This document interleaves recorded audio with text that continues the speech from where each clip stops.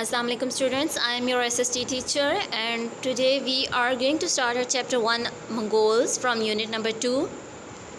Before starting our lesson, let us look at the objectives of today's class. In today's class you are going to learn who were Mongols, what is the culture of Mongols, characteristics of people at that time, Tanjurism, fear as a strategy, rituals, and then about Muhammad Ghazan.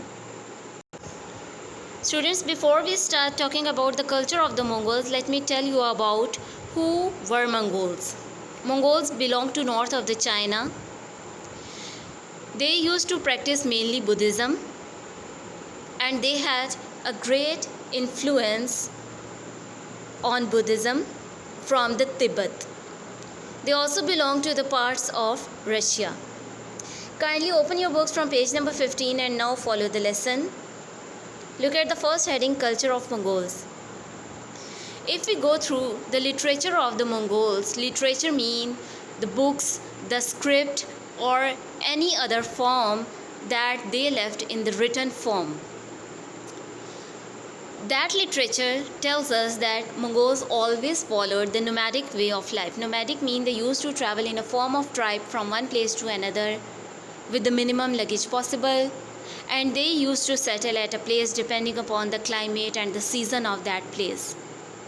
When the climate became unbearable or the season was unfavorable, they used to travel to some other place. The literature tells us that Mongols had a great respect for their parents, for the religion. Their literature shows us the love for their homeland. They talked about missing their homeland.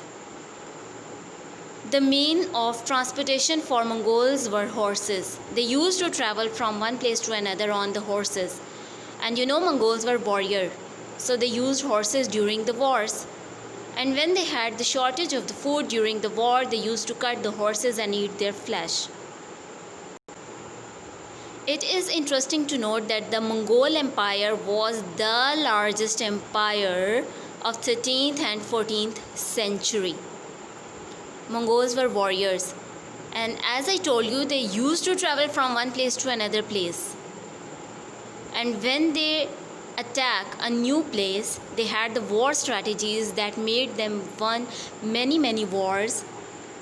And because of those strategies and their wars, their empire was vast, and it was the largest empire of that time.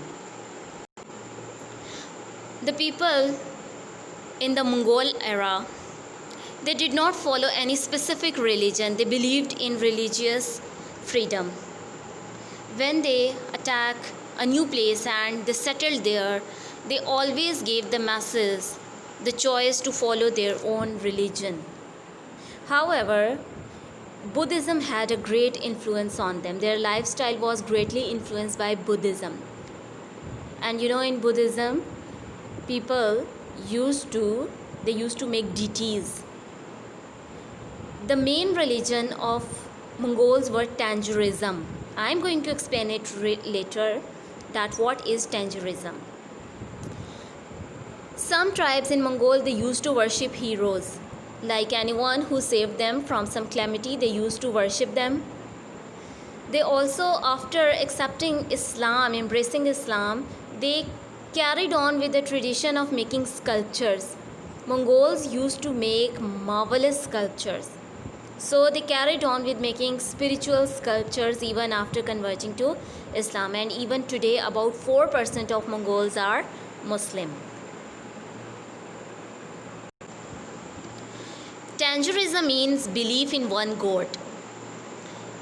Mongols believed that there is one god, an entity that lives into the sky, and they used to worship him.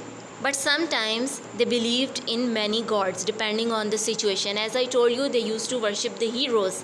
So depending on the situation, they used to worship other gods as well. They used to make deities and they used to worship them.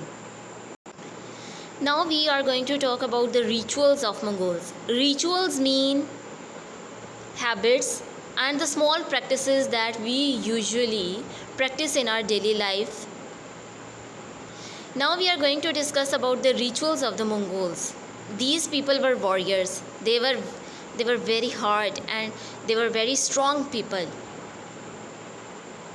They belong to north of China and some parts of Russia, and from those areas they moved from other areas and they attacked, and then this way they settled to the other parts of the world. These people, they were ruthless, they were heartless, they attacked the place, they commit atrocities, they had no remorse, and these people used to know for their ruthless behavior. And they always used fear as their strategy. And Mongols are famous for the Tower of Human Skulls. When they attack a place and they won the war, they used to chop the heads of the people living in that area. They used to cut the heads of the people and they used to make the tower out of that heads and skulls. And it is what Tower of the Human Skulls is what Mongols are famous for. This is the height of the brutality that Mongols used to practice at that time. Mongols always used fear as a strategy, When they attacked a place and they won the war, they used to kill people. And they used to kill people so much only to make masses afraid of them. The principal tactic of Mongol was terror, struck deep into the hearts of their enemies. Another important feature that Mongol literature tells us is about the good omen and the bad omens. Good omen means something that brings us good luck, and bad omen means something that brings us bad luck. Let me give you an example to make you clear what does an omen mean. In today's world even, people believe that if a black cat crosses your way, it will bring something bad to the person. However, it has nothing to do with the reality, but people still believe it. This is an example of an omen. Mongol used to be the firm believers of omen.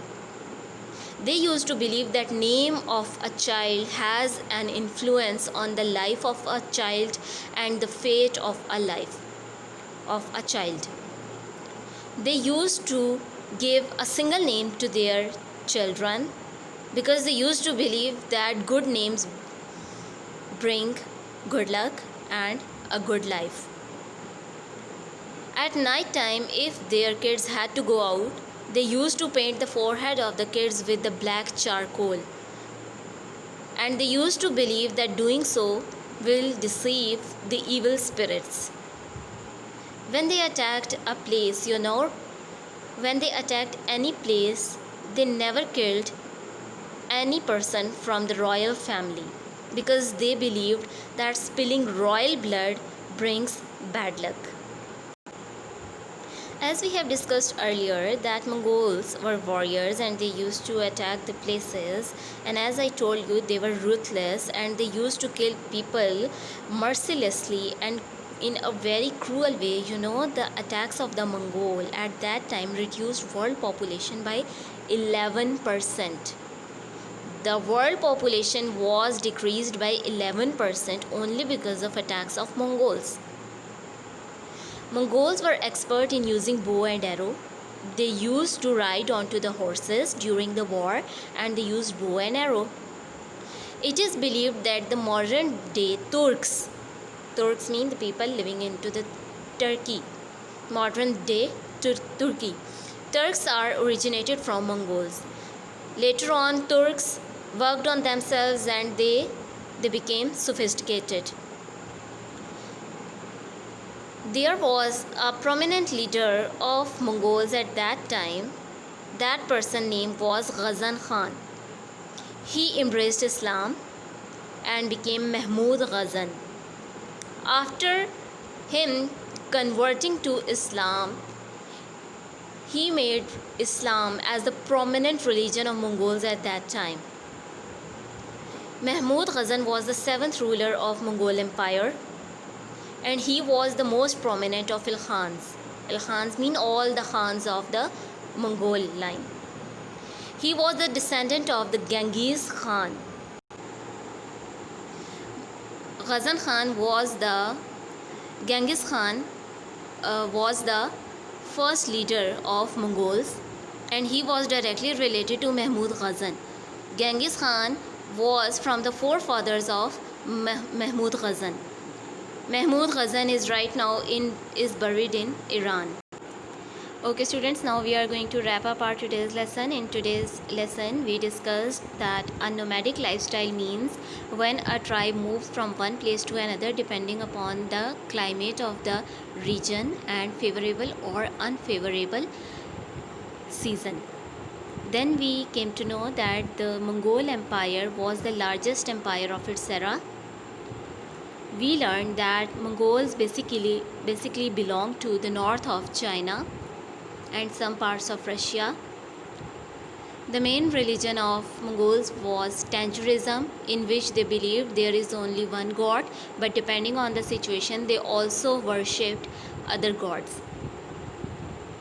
Mongols were ruthless, they were warriors, they killed people mercilessly, and they decreased the world population by 11% only because of their wars and attacks.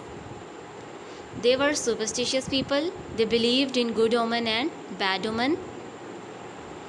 The most prominent leader of Mongols was Mahmud Ghazan. And as I told you, the very first leader of Mongol was Genghis Khan. And Genghis Khan was directly related to Mahmud Ghazan. Kindly note down, this is your diary for today. Today you are going to write the answer of these two questions in your notebook. Question number 1 is, what do you know about the religion of Mongols? Write a short note on it. This question has been addressed into the video. Second question is, describe how the Mongols used fear as a strategy to overpower their enemies. We also discussed it. You have your book for further help. But if you are having any difficulty and you are unable to solve it, please do let me know so I can help you out. Thank you so much students. Take care.